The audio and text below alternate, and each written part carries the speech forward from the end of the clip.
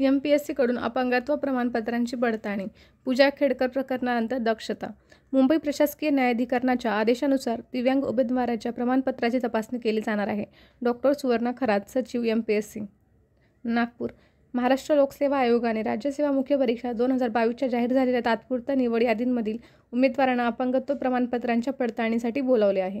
विशेष म्हणजे प्रशिक्षणार्थी अधिकारी पूजा खेडकर प्रकरणानंतर आयोगाने ही दक्षता घेण्याची चर्चा आहे.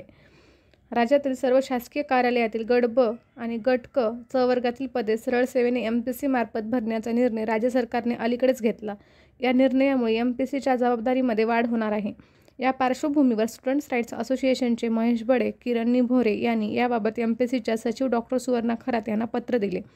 सरकारी नोकरी मिळवण्यासाठी उमेदवार मोठ्या प्रमाणात गैरप्रकार करत असून अन्य उमेदवारांवर अन्याय होत आहे. खेळाडू, अपंगत्व, अनाथ आणि जात प्रमाणपत्र तपासणी आधीच करावी, अशी मागणी आधीपासूनची आहे. त्यात आता पूजा खेडकर प्रकरणामुळे हा विषय पुन्हा पुढे आला आहे.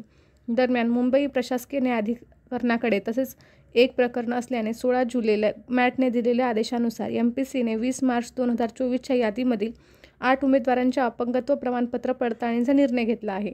29 जुलैला या उमेदवारांना आरोग्य सेवा विभागीय उपसंचालकांच्या कार्यालयात हजर राहावे लागणार आहे.